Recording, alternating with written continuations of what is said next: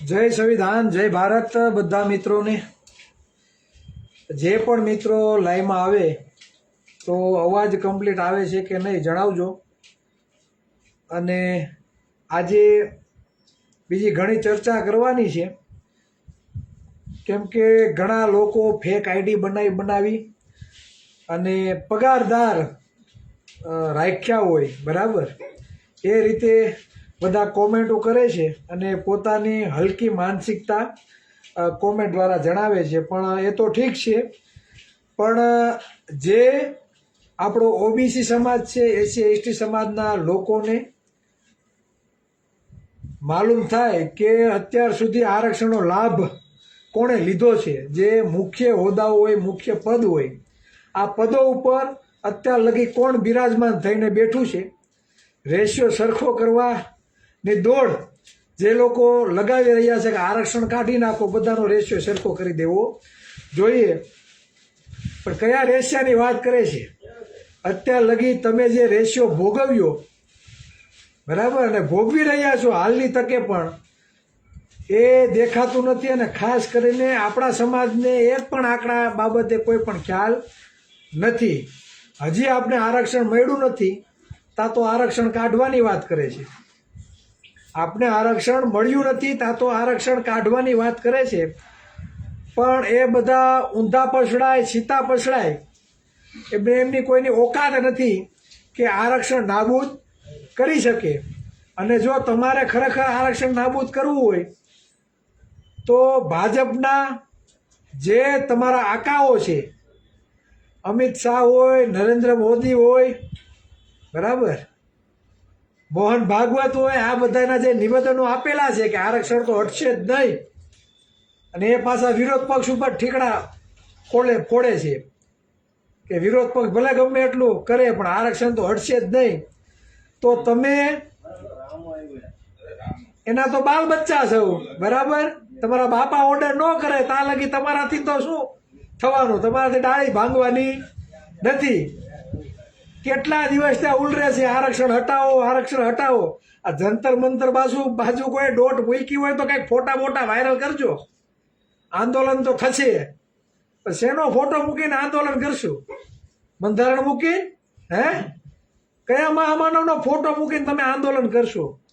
એટલે એ તમારી ઓકાત નથી ને, કંઈ થવાનું નથી। 2-5માં બધું સુરસુર્યું થઈ જવાનું છે, 2-5 દીમાં। પણ આ જે મુવમેન્ટ ચાલી છે આરક્ષણ હટાવો, પણ મારો ઓબીસી સમાજ, એસસી એસટી સમાજ તો જો કે જાગૃત છે, પણ સૌથી વધારે અજ્ઞાનતામાં જે સૂતેલો મારો ઓબીસી સમાજ છે તે જાગૃત થાય તે ખૂબ જ જરૂરી છે।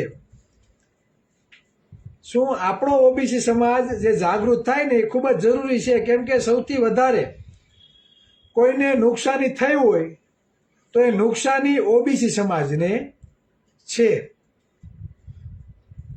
બરાબર। આરક્ષણનો સૌથી વધારે લાભ કોણે લીધો એ હું તમને કહું। આઈએએસ આઈપીએસ અધિકારી અને આઈએફએસ અધિકારી। આઈએએસ એટલે કલેક્ટર દરજ્જાના જે અધિકારીઓ છે, તમારા જિલ્લામાં જે કલેક્ટર છે ને એ આઈએએસ અધિકારી કહેવાય।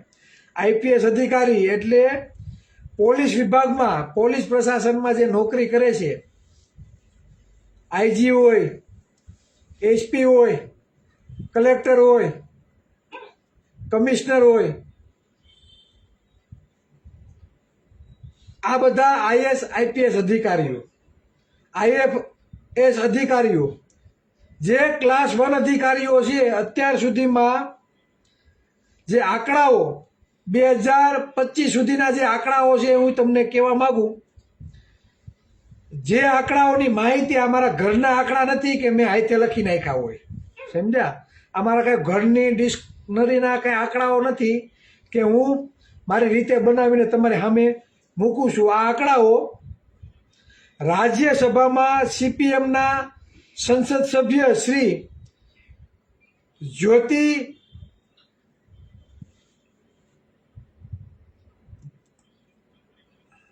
જ્યોતિ બિટાસ દ્વારા પૂછવામાં આવેલા આંકડાઓ છે, અને એના જવાબમાં આ સંસદમાં પૂછાયેલા પ્રશ્નો છે અને એની સામે જે જવાબ જેણે આપ્યો છે તે મિનિસ્ટર ઓફ ડીઓપીડી ડૉક્ટર જીતેન્દ્રસિંહ જેણે આનો જવાબ આપ્યો છે તે આંકડાઓ છે અને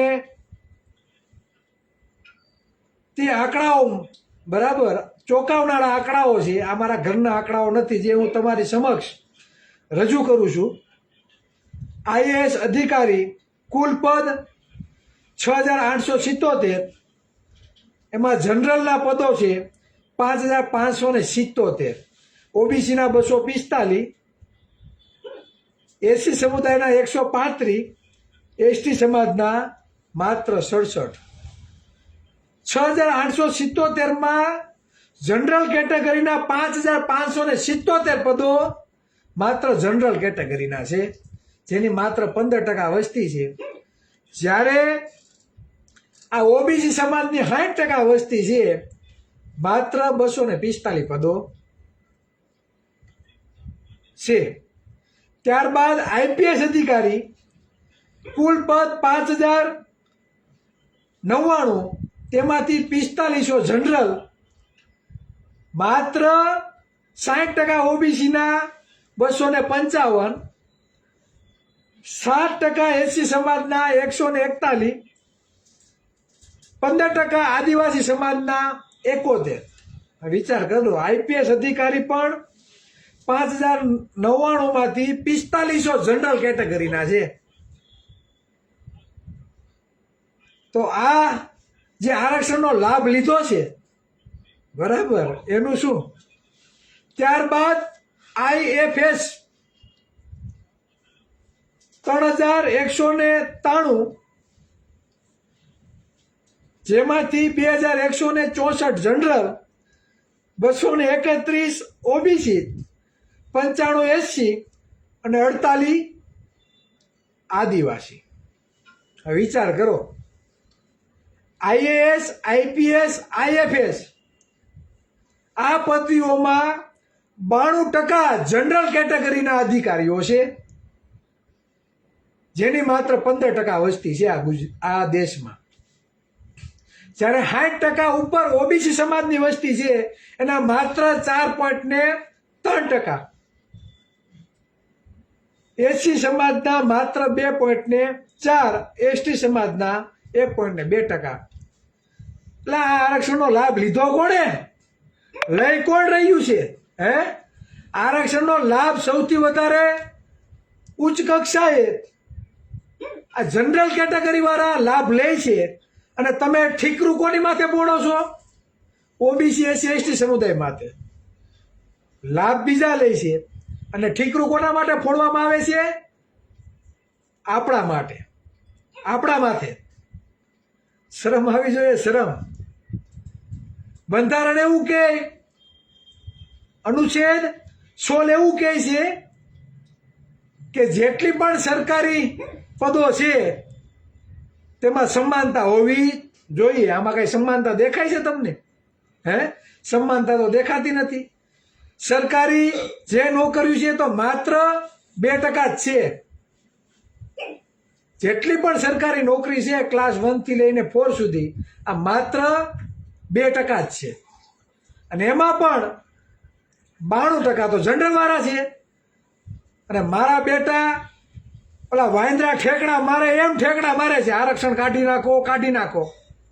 તો આરક્ષણનો લાભ કોણ લઈ ગયું છે? ત્યારબાદ જે ઉચ્ચ કક્ષાની જે પદવીઓ છે બરાબર, પ્રોફેસરો, યુનિવર્સિટીના જે પ્રોફેસરોની જે પદવીઓ છે, તેમાં લગભગ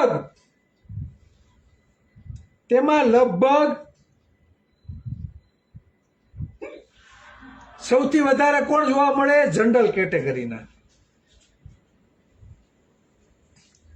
ઓબીસીની 423 કુલ સીટો છે, તેમાંથી માત્ર 84 ભરી, 80% પદ, 80% સીટો ખાલી. પ્રોફેસરોની વાત કરું છું. ઉચ્ચ કક્ષાની જે શાળાઓ, જે યુનિવર્સિટીઓ કહેવાય, તેની હું વાત કરું. ઓબીસીની 423 સીટો ખાલી છે, એમાંથી માત્ર 84 ભરી 80 પદો હજી ખાલી છે. એસટી સમુદાયની 144 પદો છે, એમાંથી માત્ર 24 ભરી 83 પદો ખાલી છે. એસી સમાજની 308 પદો છે, એમાંથી માત્ર 111 સીટો ભરી 64% પદો ખાલી છે. આ વાસ્તવિકતા છે. બરાબર. અને જે કેન્દ્રની જે સંસ્થાઓ છે, જે આઈઆઈટી હોય, આઈઆઈએમ હોય, આઈઆઈએસસી હોય, બરાબર, આ જે કેન્દ્રની જે સીટો છે, બરાબર, અલગ અલગ ફેકલ્ટીઓ, તેના આંકડા હું કહું તો તેમાં 80% જનરલ કેટેગરીના છે, ઓબીસીના માત્ર 11%, એસસી સમુદાયના લગભગ 6% અને એસટી સમુદાયના લગભગ 8%. એટલે ઓબીસીના લગભગ 11% છે અને 80% આઈઆઈટી હોય, આઈઆઈએમ હોય, આઈઆઈએસસી હોય, બરાબર. આ બધી ફેકલ્ટીમાં સૌથી વધારે કોણ છે? જનરલ કેટેગરીના છે. આ વિચાર કરો. અને દોષ કોને દેવામાં આવે? જે આરક્ષણ લે છે એને. જોકે અત્યારે હાલના તબક્કામાં કોઈ પણ આરક્ષણથી વંચિત નથી. જેની વસ્તી માત્ર 10 કે 15% છે અને 10% ઈડબ્લ્યુએસ આરક્ષણ મળે છે, જ્યારે 60% ઓબીસી સમાજની વસ્તી છે અને 70% આરક્ષણ આપવામાં આવ્યું છતાં 70% લેખે પણ ભરતી થતી નથી. બરાબર. તો આ જે સૌથી વધારે પેટ ભરવાનું કામ કરે છે તો કોણ કરે છે ભાઈ? કરે છે કોણ? કેન્દ્રની વિશ્વવિદ્યાલયો જે છે, આ વિશ્વવિદ્યાલયોમાં, બરાબર, સૌથી વધારે જે પદો ઉપર છે પ્રોફેસરોમાં, એમાં પણ જનરલ કેટેગરીના છે. જે કુલ પદો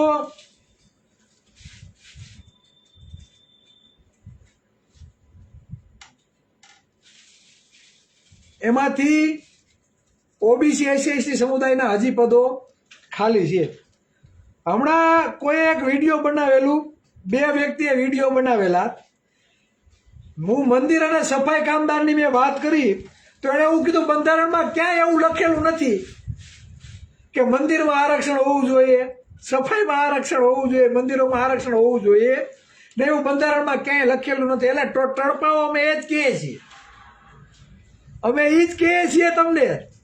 બંધારણમાં આરક્ષણ લખેલું નથી, છતાં પણ આરક્ષણ ભોગવી રહ્યા છો. રામજી મંદિર બન્યું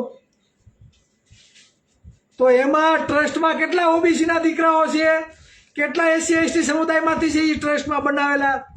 જવા દો, આપણું સોમનાથની જ વાત કરો ને. સોમનાથની ફરતી કોર જે વસાહતો છે, સૌથી વધારે જે વસ્તી છે, સોમનાથની જ વાત કરું તો સૌથી વધારે વસ્તી ત્યાં ઓબીસી સમાજની છે, કોળી સમાજની છે. તો ટ્રસ્ટમાં કોણ છે? અમિત શાહ, મોદી, આ લોકો છે ટ્રસ્ટમાં. તો એમાં તો કોઈ કોળીનો દીકરો નથી. છે કોઈ? છે કોળીનો દીકરો કોઈ? વેગડાજી ભીલ જે કોળી સમાજમાંથી આવે છે, એણે સોમનાથનું રક્ષણ કરેલું. અમિત શાહ કે મોદી સાહેબે નહીં. ટ્રસ્ટી બનીને તો એ બેઠા છે. આ વાત છે. બંધારણમાં તો ક્યાંય લખ્યું નથી. ચાલો, એટલે હું બીજાને કોઈ સેવા જ નહીં કહેવાની. મંદિરોમાં આવક કેટલી છે ખ્યાલ છે ને? હમણાં ચોરાઈ ગયા. રામ મંદિર જે બનાવ્યું ને અયોધ્યામાં, હમણાં ચોરી થઈ, ખબર ને? મંદિરોમાં દાન આવે અને આ દાનના માલપુઆ કોણ ખાય છે એની વાત છે. બરાબર. એટલે આ વાસ્તવિકતા છે. મંદિરો જે બાપાના કરીને બેસી ગયા. ઈશ્વર તો બધાનો છે ભાઈ. ઈશ્વર તો બધાનો છે. પણ જે આ બધું અમારા બાપનું છે એમ કરીને બેઠા ને, એની વાત છે, બરાબર. હવે સફાઈ કામદારની જે વાત મેં કરી હતી કે સફાઈ કામની વાત કરીને તોય તકલીફ પડી કે ભાઈ સફાઈ તમે લઈ લ્યો, બરાબર, મંદિરો અમને આપી દો, તો તકલીફ પડી ગઈ. હવે એના આંકડા હું કહું તમને, 2019 થી 23 સુધીના આંકડા હું તમને કહું. જે સિવર અને સેપ્ટિકલ ટેન્ક જેવી ખતરનાક જે સફાઈ કરવાની હોય તે સફાઈ કામદાર ઓબીસી SC ST સમુદાયમાંથી આવે છે. 95% સફાઈ કામદાર ઓબીસી SC ST સમુદાયમાંથી આવે છે. જેમાં આ સફાઈ કામ કરતા કરતા જે પોતે મરી ગયા, બરાબર, મૃત્યુલોકમાં પહોંચી ગયા, આ આંકડા હું તમને કહું, 2019માં 110 જણા મૃત્યુ પામ્યા, 2020માં 78, 2021માં 66, 2022માં 84, 2023માં 39. અત્યાર સુધીમાં 2019 થી 23 સુધીમાં 377 જણા મૃત્યુ પામ્યા. હજી 24, 25, 26 આ તો હજી આંકડા બાકી છે. પહેલાના આંકડા પણ ઘણા બધા બાકી હશે. તો આ એટલા લોકો તો ઓબીસી SC ST સમુદાયના મરણ પામ્યા છે. એ તો કોઈ જનરલ કેટેગરીના તો નથી. અને કદાચ ચાલો મંદિરની પૂજા બંધ કરી દઈએ તો કોઈ ભૂખે નહીં મરીએ. મંદિરની કદાચ થોડોક ટાઈમ આંદોલન થાય, હાલો મંદિરની પૂજા નહીં કરીએ, તો એમાં આ દેશની આર્થિક કટોકટી કાંઈ નહીં આવે, લોકો ભૂખે નહીં મળી જાય, કાંઈ દુકાન નહીં આવે, આવી કોઈ વસ્તુ થશે નહીં. પણ હા, જો ઓબીસી SC ST સમુદાયના લોકો જો સફાઈ બંધ કરી દે ને, કાલથી એમ કે સફાઈ બંધ, મહાનગરપાલિકામાં જે પણ ગટર સાફ કરવાની હોય, જે પણ કચરો લેવાનું કામ જે કરવાનું છે, આ કામગીરી કાલથી બંધ, અમે આંદોલન ઉપર ઉતરી જાય. મરેલા જે પશુઓ છે તેને ઉપાડવાનું કામ, તેને સાફ સફાઈ કરવાની કામગીરી ચાલો કાલથી બંધ, નથી ઉપાડવી. હોસ્પિટલ હોય, સરકારી કચેરીઓ હોય, આ બધી જગ્યાએ જે સફાઈ કામદારો છે કાલથી એમ કે કામગીરી બંધ. ઉદ્યોગ ધંધાઓ છે તેમાં જે સફાઈ કામ કરવા જાય છે તેમ કહી દે કાલથી સફાઈ કામગીરી બંધ. તો શું હાલત થશે આ દેશની, વિચાર કરી લ્યો. આ દેશની હાલત શું થશે એ વિચાર તમારે કરવાનો છે. સફાઈ કરવા જવું નથી, પણ મંદિરમાં પ્રવેશ કરતા અટકાવવા છે. પછાત સમુદાયનો વ્યક્તિ કોઈ ઘોડીએ બેહીને લગ્નનો વરઘોડો કાઢે તો એને અટકાવો છે. મૂછું રાખે તો મૂછું નહીં રાખવા દેવાની. સોસાયટીમાં મકાન ભાડે રાખવું હોય તો કે નહીં, કેવા દેવી પૂજક, તો કે આયા મકાન નહીં હો. કેવા કોળી, તો કે આયા મકાન નહીં. કેવા ઓબીસી SC ST, તો કે આયા મકાન નહીં. સોસાયટીમાં બોર્ડ માર્યા છે, ભાઈ ફલાણા સમુદાય સિવાય, ફલાણી જ્ઞાતિ સિવાય કોઈને મકાન ભાડે કે લેવે જ કરવા નહીં. વાસ્તવિકતા છે. જ્યારે તમને કોઈ જ્ઞાતિ પૂછી અને તમને હળધૂત કરે ને ત્યારે તકલીફ થાય, આયા લાગે આયા. આ વાસ્તવિકતા છે, એટલે આરક્ષણ છે. હા, ઘણા જનરલ કેટેગરીમાંથી, ઘણા પાટીદાર સમુદાયમાંથી ઘણા વ્યક્તિઓએ મને પાટીદાર સમુદાયમાંથી ફોન આવેલા છે, ચિરાગભાઈ અમે આ જે લોકો નિવેદન આપે ને એની હારે અમે નથી આરક્ષણ હટાવો બાબતે, અમે તમારી સાથે છીએ. ફોન આવેલો છે. ચિરાગ પટેલ પાટીદાર, જે પાટીદાર આંદોલનમાં પણ સહભાગી હતા, વડીલ છે, એનો કોલ આવેલો. અને ઘણા લોકોએ પોતાના મંતવ્યો પણ આપેલા છે, તમે જોયું હશે કે જેણે નિવેદન આપવું હોય આપે. અમે આ નિવેદન સાથે સહમત નથી અને આ નિવેદન આખા પાટીદાર સમાજનું ગણવું નહીં. જે ઠેકો લઈને નીકળતા હોય એનો પર્સનલી ગણવું. આખા પાટીદાર સમાજને આને કાંઈ લેવા દેવા નથી. એને સરદારના વંશજો કહેવાય. એને સરદારના વંશજો કહેવાય. એને ખ્યાલ છે કે સરદાર વલ્લભભાઈ પટેલે RSS ઉપર બેન મૂકેલું, એને ખબર છે. એને એમ કહેવાય કે શાહુજી મહારાજના વંશજો છે, શિવાજી મહારાજના વંશજો છે. બાકી આ ટણપાઓ જે ઉચ્ચ નીચનો ભેદભાવ કરી આરક્ષણ કાઢો આરક્ષણ કાઢો આવી જે હલકી માનસિકતા ધરાવીને જે વાતો કરે છે ને, એવા જ્ઞાતિવાદી લોકો માટે આ વિડીયો છે. આ જોઈ લેજો આંકડાઓ. અમારા ઘરના આંકડા નથી અને મેં કાંઈ બનાવેલા નથી. અને આંકડાઓ ઘરે ઘરે પહોંચે ને એ ખૂબ જ જરૂરી છે. શા માટે જરૂરી છે ને એના માટે. હાલ તાજેતરની જ વાત કરી દઉં. જેનો રાજા એની પ્રજા સુખી. આપને ખબર જ છે કે જેનો મુખ્યમંત્રી હોય તો એનો મુખ્યમંત્રી હોય તો જે સમાજમાં જન્મ લીધો તો એ સમાજનું દાજે તો ખોરી કે નહીં. એટલે એ સમુદાયના વિકાસ માટેની વ્યવસ્થા ઊભી કરે કે ન કરે? કરે ને. આઝાદી પછી આ ગુજરાતમાં 17 મુખ્યમંત્રીઓ બન્યા. એમાંથી 8 મુખ્યમંત્રી વાણિયા અને બ્રાહ્મણ સમાજ, માત્ર 2% જેની વસ્તી છે એના બન્યા 8 વખત મુખ્યમંત્રી. પાટીદાર સમાજના 5 વખત મુખ્યમંત્રી બન્યા.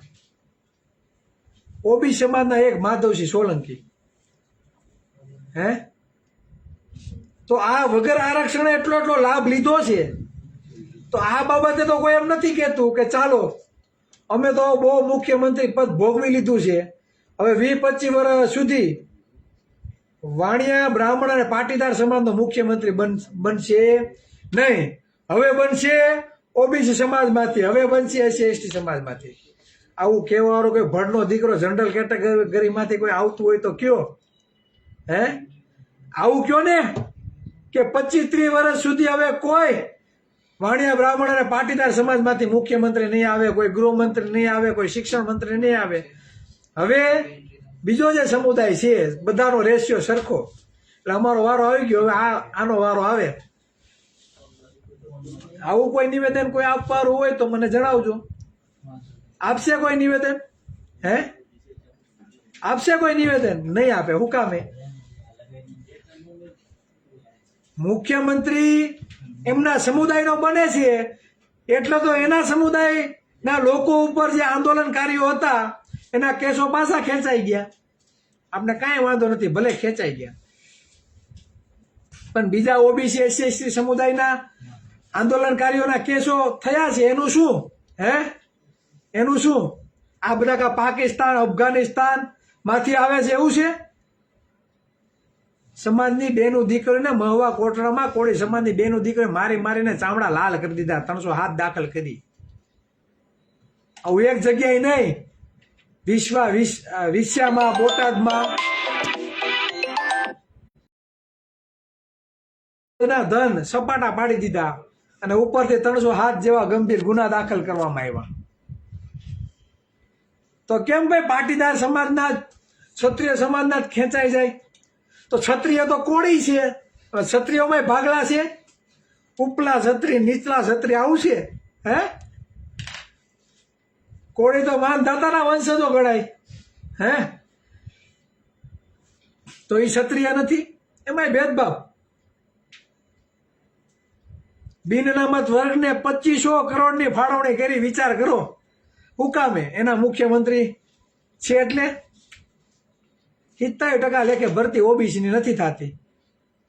70% લેખે ઓબીસીની ભરતી થતી નથી. તો આ ભરપાઈ કરશે કોણ? એટલે હજી ઘર સુધી વાસ્તવિક જાગૃતિ પહોંચી નથી.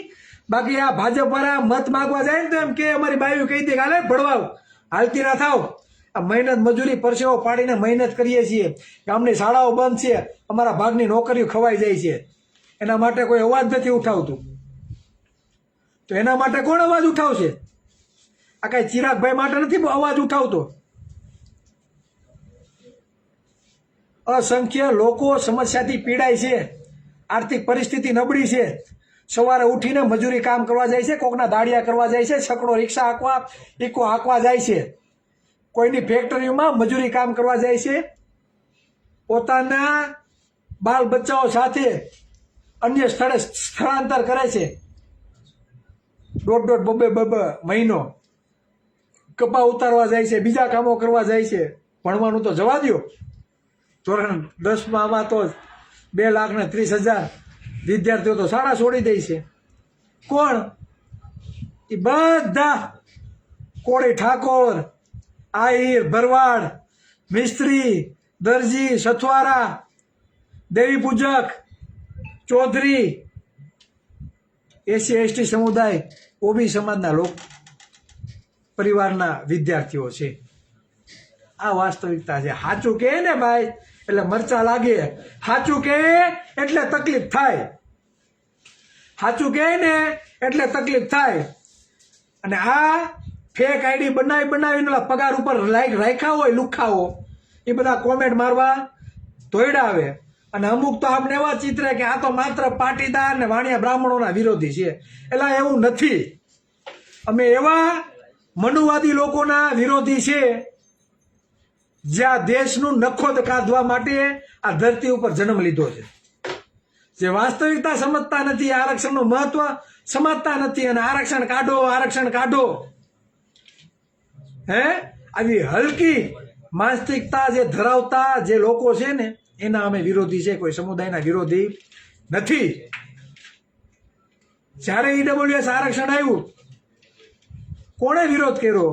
ચિરાગ ઝાલા આવ્યો તો વિરોધ કરવા? નથી આવ્યો. જોઈ લેજો અમારો ઇતિહાસ તપાસીને. અમે નથી આવ્યા ભાઈ વિરોધ કરવા. અમે તો ઈચ્છતા હતા કે વસ્તી પ્રમાણે તમને આરક્ષણ મળે. પણ આ જે પછાત સમુદાયને વસ્તી પ્રમાણે આરક્ષણ નથી મળતું એનું શું? તમે આ જ રીતે જો જાતિવાદી કીડાઓ ચોમાસામાં જે ડેટકાઓ બારોબાર આવે એમ આવશો તો અમારે પણ આગામી દિવસોમાં ઓબીસી અનામત આંદોલન, ઓબીસી સમાજને ભાગીદારી મળે તેના માટે કંઈક નવીન કરવું પડશે અને સત્તા ઉપર કબજો કરવો પડશે. સત્તા ઉપર કબજો નહીં કરીએ ત્યાં સુધી કોઈ વસ્તુ થવાની નથી. એટલે આ વાસ્તવિકતા છે. એટલે ઘણા બધાને મરચા લાગતા હશે, પણ ભલે લાગે, આપણે કાંઈ ફેર પડવાનું નથી. અને ફેક આઈડી બનાવી ગાળો લખવા આવે, બરાબર, એ તમારા મા બાપના સંસ્કારો છે. શું? તમારા મા બાપના સંસ્કારો છે. અને અમુક તો ઓબીસી સમાજમાંથી આવે છે, એ લુખાઓને ખબર નથી, ડોફાઓને, કે આરક્ષણ શા માટે આપવામાં આવ્યું. એટલે સુધરો, બરાબર. એક તો ઓબીસીના કોઈક વ્યક્તિએ મારો વિડીયો બનાવેલો છે, આ મંદિર થોડો જ બનાવેલો છે. શરમ આવી જોઈએ, શરમ. લાલુ પ્રસાદ યાદવને વાંચો, રામાસ્વામી પેરિયારને વાંચો તો ખબર પડે કે ઓબીસી સમાજ માટે ક્રાંતિ કોણે કરી એમ. એટલે આ હકીકત છે, આ વાસ્તવિકતા છે. પોતાના મંતવ્યો તમારી કોમેન્ટ દ્વારા જણાવજો. હજી હું મારા ઘરથી 30 કિલોમીટર દૂર છું, હજી પહોંચ્યો નહોતું અને જમવાનું પણ બાકી છે. પણ સમસ્યાથી સમાજ પીડાય છે એટલે રહેવાતું નથી, આવવું પડે છે, બરાબર. એટલે આ હકીકત છે, આ વાસ્તવિકતા છે. લડશું છેલ્લા શ્વાસ સુધી. ડર નામનું કંઈ આ ફોલ્ડર છે નહીં. અને જેને અમારી બીક લાગતી હોય તમારા નાળા ટાઈટ કરીને બાંધી લેજો ભાઈ. કેમ કે જ્યારે અમારા પિન્ટુભાઈએ કીધું ને, ओबीसी समाज सुता हुआ शेर है, उसे जगाना मत, जो जग गया तो तुम सब कहीं भी दिखने वाले नहीं हो. એટલે આ વાસ્તવિકતા છે. અને ઓબીસી સમાજના લોકો વધુમાં વધુ જાગૃત થાય તેવો આપણે સાથે મળીને પ્રયાસ કરવાનો છે. અમે સોશિયલ મીડિયાના માધ્યમથી લાઈવ આવીએ છીએ તો અમારી વાત અન્ય લોકો સુધી પહોંચે તે માટે વધુમાં વધુ શેર કરો, પોતાના સ્ટેટસમાં રાખો, તમારા વિચારો કોમેન્ટમાં જણાવો. લુખી તીડીઓ આયરે આપણે પડવાનું નથી, પણ ઓબીસી સમાજમાં એકતા આવે, ઓબીસી સમાજ જાગૃત થાય તેવો દરેક ઓબી સમાજના લોકોએ વધુમાં વધુ પ્રયત્ન કરવો. આપને કોઈ સમુદાયનો વિરોધ નથી, પણ સૌથી વધારે ઓબી સમાજની વસ્તી છે અને ઓબીસી સમાજની નોકરી વધુમાં વધુ ખવાઈ રહી છે, બજેટ ખવાઈ રહ્યું છે. અમારા ભાણામાં જે પીરસવામાં આવે છે બરાબર, તે પૂરતા પ્રમાણમાં પીરસવામાં આવતું નથી. કેમ કે ગાંધીનગરના સિંહાસન ઉપર કબજો કોનો છે? આપણો નથી. આ વાત આપણે સ્વીકારવી પડશે. કડવી છે પણ સત્ય છે. ઘર ઘર સુધી પહોંચે તેવો દરેક મિત્રોએ પ્રયત્ન કરવો. હું રજા રહું છું. જય સંવિધાન, જય ઓબી સમાજ, જય બહુજન સમાજ. આભાર.